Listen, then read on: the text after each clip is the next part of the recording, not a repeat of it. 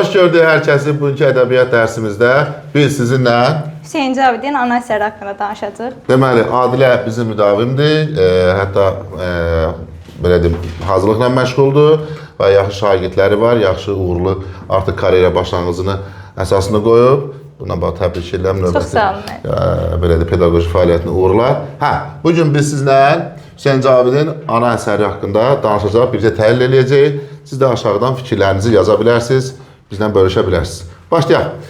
Deməli, ilk növbədə əsərin forma xüsusiyyətləri. Bəli, deməli əsər Hüseyin Cavidin ilk dram əsəridir. 1910-cu ildə yazılıb. Bu əsər bir pərdəlidir, amma iki hissədən ibarətdir. Həm də mənzum faciədir, yəni deyə bilərik ki, əruz vəznindədir. Deməli, əsərdə əsas mövzu, yəni humanizm üzərində qurulub, yəni ananın humanizmi. Belə deyək ki, insan nə qədər humanist ola bilər bu mövzu. Bəli, əslində orada belə bir haşiyə çıxaq. Hüseyin Cavidin ana əsərinin əruz və hecab vəzni olması böyük bir mübahisə mövzusudur. Əli başdan sizə deyim. Çünki bəzi ədəbiyyatşünaslar onu hecab vəzinə qəbul edir, bəzi ədəbiyyatşünaslar əruz vəznində. Bununla bağlı fikirlər mübahisələr olduğu üçün bunlar hələ ki imtahana filan düşmür. Bizdə də bildiyimiz kimi ilk imtahanları ən dəqiq imtahanlardır. Onlarda da belə şeylər olmur. Başlayaq. Mən niyə belə kəsdim? Lap şey olur. Hardan gəlmişsən? Bizi niyə sesimiz? Başlayaq. Deməli, forma xüsusiyyətləri haqqında danışdıq, mənzumdur dedik, nəzmə yazılıb və əsərdə dedik ki, əsas məsələ ana humanizmi üzərinə qurulub. Ümumiyyətlə, ana timsalı insan humanizmi üzərinə. Yaxşı, başlayaq bir obrazlardan. Kimdir bu Səlma xanım?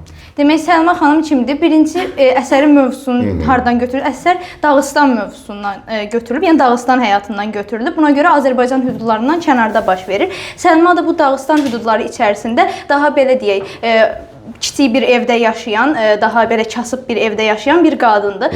O xarakter olaraq çox alicənab qadındır. Biz onun xarakteri xüsusiyyətlərini burada Səlim obrazının dilindən görürük ki, ona deyir ki, bəs sən necə böyük, nəcabətli bir qadındır, alicənablıqda onun tayı bərabəri yoxdur kimi. Həmçinin əsərin digər hissələrində isə o Muradın dilindən görəcəyik ki, o da deyir ki, sən necə böyük bir qadınsan. Hətta mən orada sözlü kəsin, əslində mən Bilə Muranı oxumusan, sadəcə belə bir şey dedim. Orada onunla bağlı Orxan və İzzətin də bir bitki var. O necə birinci Orxanla İzzət onu harada görür? O Qampoladın məktubunu oxutmağa getmişdi. Oradan qaydanda İzzət deyir ki, səsi eşidirlər. İzzət deyir ki, kimdir? Bəs o da deyir ki, Allahın bəlası. O da deyir ki, kimdir də? Yəni deyir ki, bəs Qampoladın anasıdır. Orada onların nitqində Səlmanın adının keçdiyini görürük. Burada necə çıxaraq ki, yəni bu kifayət qədər böyük bir insandır bu ana. Hətta bunlar ondan belə qorxurlar. Çəkinirlər ondan. Qorxmaq o mənada yoxdur, yəni çəkinirlər. Demək ki, böyük ana həm də orada böyük bir nüfuz sahibidir. Yaxşı, bu ananın, Səlma xanımın oğlunun qisasını almamağa vadar edən amillər nədir? Əsas birinci hər ana kimi təbii ki, ilk öncə emosional yanaşır. İlk biləndə ki, Muraddır, onun qatili deyir ki, bəs o cəzasını çəkməlidir, elə mənim bu əlimdə tutduğum xəncərlə. Amma elə tez də fikrini dəyişir. Deyir ki, yox, birincisi mənim oğlum son nəfəsinə qədər intiqam istəmədi. Dedi ki, bəs intiqam lazım deyil. Ruhu məndən inciyər. Bəli, ruhu məndən inciyər. Birincisi bu. İkincisi deyir ki, bəs mən artıq onu elə bil ki, o mənim yanıma gələndə mültəci idi, mənə sığınmışdı. Mənim vicdanım əl vermir ki, mən ona ölümü rəva bileyim. İkincisi bu idi. Üçüncüsü də o deyir ki, onsuz da ki, artıq bundan sonra dünya məhv olsa belə Qampolad geri qayıtmayacaq. Yəni o artıq mənasız görürdü ki, Murad məhv olsa da, ölsə də, başına nə iş gəlsə də, onsuz da ki, Qampolad artıq gedib və dirilməyəcək. Bəli, əslində Hüseyin Cavidin burada yaratmaq istədiyi fikir nədir? Burada yəni ortaya qoymaq istədiyi fikir nədir? Yəni ən kritik məqamda bir ana düşünür ki, çoxdan oğlunu gözləyir və oğlunun toyu olacaq. Oğlunun toyunu gözləyir və nə baş verir? Oğlunun belə edib yaralı bədəni gəlib ona çatır və elə orada da dünyasını dəyişir. Və o kritik məqamda ananın verə bildiyi qərar məsələsidir. Məsələn, aspekt vəziyyəti ola bilər, hər hansı bir şey vəziyyəti ola bilər, ana başqa radikal addım ata bilər, heç kimdə ananı qınamaz yeri gəlmişkən. Düzdürmü? Amma o nə edir? Əksinə fikirləşir ki, bir mənəvi dəyərlərə görə fikirləşir ki, bu qonaqdır, mənə sığınıb, öldürməyə düzgəməz. Bir də oğlunun vəsiyyəti. Biz ondan qabaqda bir ana keçmişdi, əksinə o intiqamçı idi. Bəli, o isə demək Müsibət Fəxrəddin əsərində Mələk xanım obrazı idi ki, o isə əksinə öz oğlunu intiqama sövq eləyirdi və düşünürdü ki, atasının qanı yerdə qalmamalıdır, çünki atası orada vəsiyyətdə onu qeyd eləmişdi. Müsibət Fəxrəddindən danışmışıq. Qampolad və Fəxrəddinin son arzularındakı oxşar cəhətlər, fərqli cəhətlər? Oxşarı məsələn birinci şey deyə bilərik. Qanpolad ikisindən arma olaraq sevdiyini arzulayır yanında. Qanpolad deyir ki, bəs İsməti çağırın gəlsin. Fəxrəddin də orada Səadətin adını çəkir. Bu oxşarlıqdır və həmçinin hər ikisi intiqamın əleyhinə idi. Fəxrəddin də deyir ki, intiqam almayın, gərək deyil. Qanpolad da deyir ki, intiqam almayın. Onsuz da ki, mən öz qanımdan intiqamı almışam. Yəni Orxanı öldürmüşdü. Əla. Deməli, orası xüsusi vacibdir. Deməli, davam edək. Burada Orxan, bax bu Orxan obrazı nədir bu obrazı çatışmayan xüsusiyyətləri və yaxud belə deyək də o mənfi, nifrətə layiq çox egoist, xudbin idi. Elə ancaq öz var dövləti ilə, şöhrəti ilə övünürdü. Bunu biz onun İsmətlə dialoqunda görürük ki, İsmətə deyir ki, bəs mənim şöhrətim bütün Dağıstana yayılıb. İzzətim, şöhrətim, varım, dövlətim, hər şeyim var. Bütün qızlar mənim eşqimə əsirdir. Yalnız mən sənin eşqinə əsir olmuşam. Burada görürük. Həm də ki, o necə ki, Müsibət Fəxrəddində Cahangir düşünürdü ki, sevdiyi insana qovuşmağın yeganə yolu onun sevdiyi şəxsi öldürməkdir, Fəxrəddini öldürməkdir. Həmçinin Orxan da düşünürdü ki, İsmətə qovuşmağın yeganə yolu Qanpoladı öldürməkdən keçir. Orxan təkcə Qanpoladı öldürmək istəyir? Orxan? Yox, deyir ki, orada İsmətlə dialoqunda deyir ki, əgər sən mənim sevgimə razılıq verməsən, nə Qanpolad sağ qalar, nə də sən sağ qalarsan. Bəli, yəni hətta onu da belə öldürməyi düşünür. Yaxşı, orada belə deyək də, biz eyni situasiyada yenə Müsibət Fəxrəddinə gedirik, eyni situasiyada Cahangir bəydə görürük. Bəli. Cahangir və Orxanın fərqi nədir? Cahangir Müsibət Fəxrəddin əsərindəki əsas konflikt obraz deyil. Yəni əsas faciənin səbəbkarı Cahangir deyildi. Amma bu əsərdə, ana əsərində isə əsas konfliktin, faciənin səbəbi Orxan idi. O bir ailənin məhvinə səbəb olur. Bəli. Başqa nə kimi oxşarlıqlar və fərqlilik deyə bilərik? Fərqlilik şey xarakter məsələsinə keçək. Xarakterdə ancaq. Xarakterdə cəsarət məsələsini deyə bilərik ki, Orxan daha cəsarətli idi. Ən azından düşməninin qarşısına özü çıxır və özü də Qanpolad tərəfindən öldürülür. Amma Cahangirin o cəsarəti yox idi. O dostları Məhərrəm və Fərhadı göndərmişdi Fəxrəddinlə üz-üzə gəlmək üçün. Yəni onda cəsarət Orxana nisbətən daha zəif idi. Əla. Keçək. Burada deməli Orxanın İsməti təhrik eləmə situasiyasına keçək. Burada sən bax qeyd elədin ki, o var dövləti ilə təhrik eləməyə çalışır, Qanpoladın kasıb olduğunu gözə soxur filan. İsmətin buna reaksiyası, İsmətin davranışları. İsmət deyir ki, sənin varın, dövlətin, şöhrətin mənə maraqlı deyil də. Nə olur olsun, mən o fəqir Qanpoladdan ayrılmayacağam. Bunu deyir. Hətta İsmət Orxan gedəndən sonra da öz-özünə düşünürdü ki, bəs Orxan bunu eləmə səbəbi onu imtahana çəkməkdir. Deyir ki, bəs o amma bilmir ki, mən nə olur olsun Qanpoladdan ayrılmaram. Burada bir dənə xırda bir epizod var. Bu üzük məsələsi, ideografik yazı olan üzük məsələsi. İsmət bunu necə adlandırır? Orxan bu necə qəbul edir? Orxan elə görürdü ki, deyir ki, o üzük sadəcə bir əşyadır. Əsas üzük könüllülərdir. Yəni sənin könlünün məndə olmasıdır. İsmət isə deyir ki, bu üzük elə bir şeydir ki, yəni Qanpoladla mənim aramda bir zəncirdir və o elə bir zəncirdir ki, o heç vaxt qırılmaz. Və hətta kasıblığın sınağa çəkində bir xanım olaraq nədir? Deyir ki, nə olursa olsun, mən kasıb Qanpoladın ayrılmaram. Yəni orada da onunla yüksək insanın keyfiyyətlərini görürük. Yeri gəlmişəm, burada bir balaca bir epizod var. Bilməm, orada diqqət eləmişsən ya yox. Bax, o belə deyir, İsmət və Orxan danışanda İzzət gəlir müdaxilə edir. Hətta orada İsmət onu təhqir edir, yəni İzzəti saymır. Orxan deyir ki, o Məcnunda ona fikir vermir. Niyə? Axı İzzət sevmir, niyə Məcnun adlandırılır? Məcnun dəli demək deyil. O deyir ki, yəni onun ağlı başında deyil də, sən ona əhəmiyyət vermə, onun nə dediyini. Deməli, oradakı Məcnun ifadəsi bizim deyilən Məcnundakı Məcnun deyil. Sadəcə dəli adlandırır. Bəli, və onun İzzət dəli adlandırmasından sonra İsmət ona necə bir kinayə edir? İsmət deyir ki, bəs elə o da sənin dostun, sirdaşındır da, bundan artıq olmayacaq. Bəli, sənin dostun elə sən ağılda olar. Yəni, bu məzmuna bir cavab verir. Yaxşı, deməli, bu epizoddan danışdıq. Səlim obrazı. Səlim necə oldu? Orxandan və hadisələrdən xəbər tutdu. Necə oldu? Demək Səlim birincisi İsmətin qardaşı idi, amma biz həmçinin onu Qanpoladın yoldaşı kimi də görürük. Gəlir, deməli Səlma gedəndən sonra və Orxanla İsmətin artıq qarşılaşması yaşanandan sonra İsmətin normal olaraq rəngi solmuşdu, vəziyyət dəyişmişdi. Səlim gəlir bunu görür və deyir ki, nə olub sənə? Niyə rəngin solub? İsmət ona cavab verir ki, bəs mənim bu halım normaldır da, artıq düşünməkdən yata bilmirəm. 1 ildir ki, nişanlı bir qızam, amma Qanpoladdan ayrı düşmüşəm. Yəni bu halımın səbəbi odur. O ona inanmır və o deyir ki, gəl uşaq olma. Bu zaman xəncər düşür yerə. Bu xəncərdən sonra Səlim artıq daha da şübhələnməyə başlayır ki, nədir bu xəncər? İsmət əvvəl ona açıb demək istəmir və deyir ki, bəs bu xəncəri mən yerdə tapmışam, heç özüm də bilmirəm kimindir. Amma Səlim israra davam edir. Deyir ki, bu xəncər kimindir de. Artıq şübhələnməyə başlayır ki, bəlkə də İsmət bu xəncərlə öz canına qəsd eləyəcəkdir. İsmət deyir ki, yox sən yəni çıldırmısan, belə bir şey yoxdur da. O deyir ki, bəs nədir bunun səbəbi? O da deyir ki, mən sadəcə bunu yerdə tapmışam. Deyir ki, onda and iç. İsmət də öz-özünə düşünür ki, əgər mən and içsəm, olaram Allah düşməni. And içməsəm də Səlim məndən əl çəkən deyil. Bu vəziyyəti ona izah etməliyəm və məcbur olur artıq açıb deməli olur. Açıb deyir ki, bəs belə də Orxan mənim qarşımı kəsdi. Mən deyir ki, bəs sən ona nə cavab verdin? O deyir ki, mən ona pək gözəl cavablar verdim. Burası aydındır. Yaxşı oxumusan, həqiqətən təşəkkür də. Çox sağ ol. İsməti daha çox hiddətləndirən nə idi burada? Yəni Orxanın hərəkəti niyə İsmət Səlimi bu qədər hiddətləndirir? Səlim düşünür ki, bu gör necə bir insandır ki, yəni öz qonşusuna göz dikir və o nişanlı olmasına baxmayaraq. Həmçinin bu, yəni onun namus məsələsi kimi baxırdı. Bəli, deməli bir nişanlı qıza göz dikmişdi. İkincisi də nə etmişdi? Əhbab idi. Deyir ki, yəni deməli Orxanla bunlar Qanpolad bu vədə yaşayıqla münasibəti olmuş adamlardır. Deməli bu bir də ikinci buna görə hisslənir.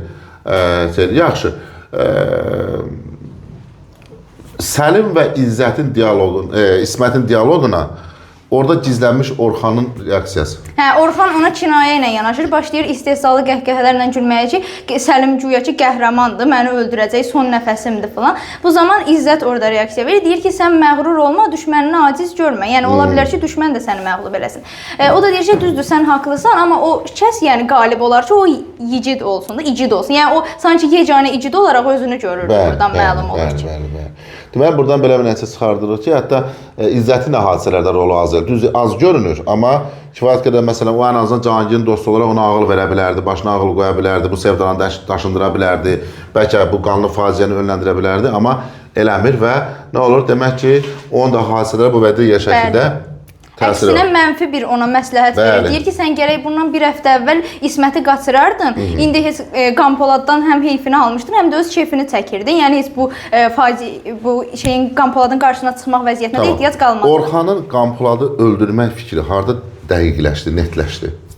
Hansı epizodda? Artıq eşidir ki, Qanpolad bu axşam gəlməlidir. Bunda Səlma ilə İsmətin dialoqu əsasında eşidir. Deyir ki, mən onu icazə vermərəm ki, o gəlsin, yəni Nazlı sevdiyinə qovuşsun, elə bu gün də onu öldürməliyəm. Bu gün onu öldürməliyəm. Deməli, artıq gəldik hadisələrin nöqtəsinə, problemlərin artıq şişmə nöqtəsinə və orada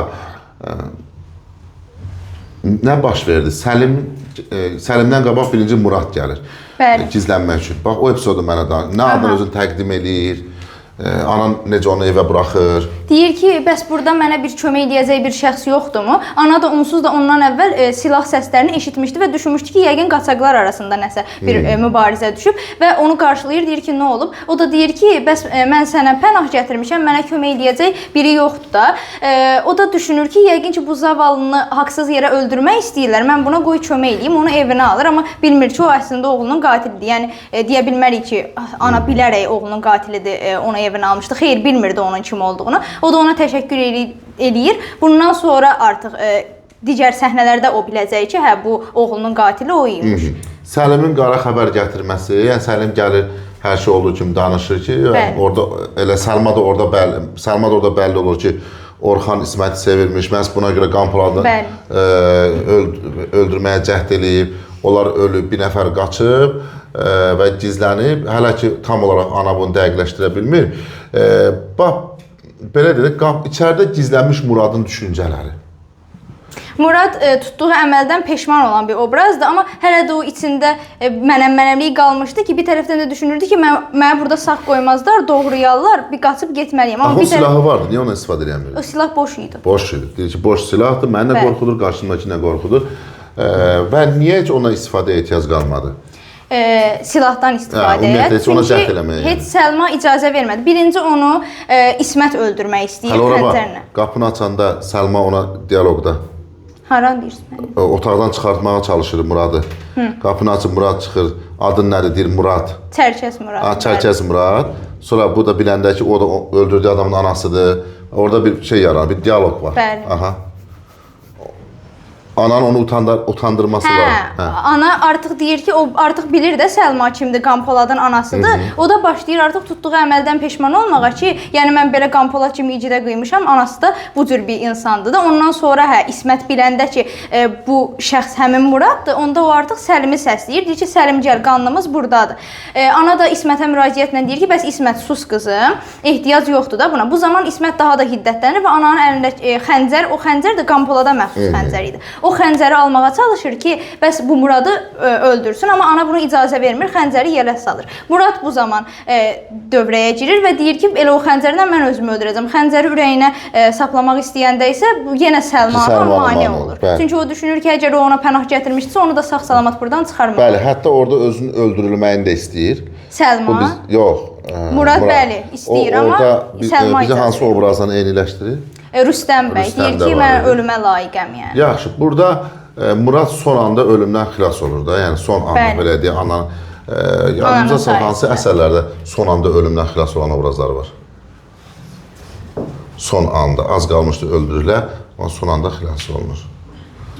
Az qalmışdı öldürülür, amma xilas olur. Bir ədavətə görə. Hə, şey var idi. Deyim mənim? Deyilin. Deməli Şah Abbas münəccim başını öldürmək istəyirdi. Səbəbi də o idi ki, o düşünürdü ki, ulduzların bəlasını buna deyib, amma onun necə buna çarə ola bilər deməyib. Amma Mövlana Cəmaləddinin sayəsində isə xilas olur. Əla. Qaydaq bu yenə bu əsərə. Əsərin sonunda sondakı ananın düşüncələri, ananın fikirləri. Aha. Ana Muradı göndərir və ardınca artıq başlayır öz taleyindən şikayət etməyə və Murada lənətlər oxumağa ki, get alçaq miskin get Allahından bul sən cəzanı. Deyir ki, onsuz da ki, bu dünya sənin kimi vicdansızları bəsləyir. Yəni sən də get cəzanı başqa yerdə tap və özü ahvah eləyərək oğlunun cənazəsinə sarılır. Bu zamanda Səlimlə onun arkadaşı Ləzgi gəlir. Bu Ləzgi də həmin Qanpoladı yaralı vəziyyətdə gətirib ona kömək eləyən Ləzgi idi və o Ləzgi də düşünürdü ki, intiqam alınmalıdır. Onlar gəlir və onların şaşqın vəziyyətdə qaldığı halda da əsər bitir. Əsər bitir. Yaxşı.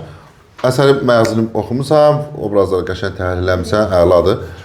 De görün mənə. Bax burada səncə biraz da belə bir məsələ var. Bu əsəri dram deyək yoxsa faciə deyək? Səncə fikir. Məncə faciədir. Çünki dram biz əsasən ona deyirik ki, hansı ki, qəhrəman müxtəlif qüvvələrlə mübarizə aparır və sonunda qalib gəlir. Amma burada biz o qalib gəlməni görmürük. Çünki həm yəni müsbət obrazlardan biri cismani şəkildə məhv olur, həm də ki, orada Murad çıxıb gedirsə, yəni deyə bilmərik də, yəni Murad ki, mənfi obraz idi, onun xilasıdır bu. Ona görə deyə bilmərik məncə. Buyur. Faciə deyil. Bura gələ bilərsən. Faciədə baş qəhrəman olaraq, bizdə baş qəhrəman anadır, amma ana ölmür. Hə, tamam. Burada əsərin problematik və ondan danışacaqdım. Sən fikirlərində haqlısan. Amma məsələ nədir? Burada əsərdə bununla bağlı problematik məsələ odur ki, biz adətən faciələ deyirik ki, baş qəhrəman ölməlidir. Amma deyirik ki, eləsi var ölmür də. Ölməyədir. Əsas ruhən İblisdə Arif ölmür ki. Düzdür, yəni ölsə ona yaxşı, amma ölmür. Burada məsələ də nədir? Burada bir Qanpolad baş qəhrəman deyil. Yəni ölsə belə o baş qəhrəman deyil ki, biz onunla bağlayaq, adını qoyaq bunun faciə. İkincisi isə dram deyə bilmirik ki, o qalibiyyətə görə. Bax belə bir problematik məsələ yaranır. Amma mənim şəxsi subyektiv fikrimi soruşursunuzsa, əsər faciədir. Niyə? Məsələn, mən niyə bunu faciə adlandırıram? Məsələn, öz fikrimi ifadə edeyim. Ona görə ki, faciə o demək deyil, baş qəhrəman mütləq orada ölsün və yaxud baş qəhrəman burada anadır. Və ana üçün hər bir şey faciədir.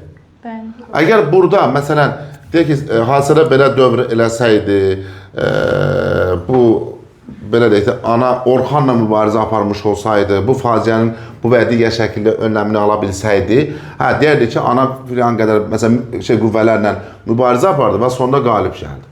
Amma burada o yoxdur. Burada ananın dünyası da dağılır, məhv olur, hər bir şey, belə deyək də, darmadağın olur və nə olur?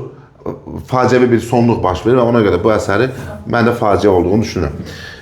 Belə, təşəkkür edirəm yaxşı oxuduğun üçün, yəni əsərə yaxşı vaqif olmusan. Bütün əsərlərə belə davam elə. İnşallah sən və sizin hər birinizdən bu ilki MİQ imtahanı yüksək nəticə gözləyirik. İnşallah MİQ imtahanı yeni Fox eləməzlər, Alehop eləməzlər. Bu qədər. Bir daha təşəkkürlər. Yoldaşı alqışlaya bilərsiniz. Çox sağ olun. Sağ olun.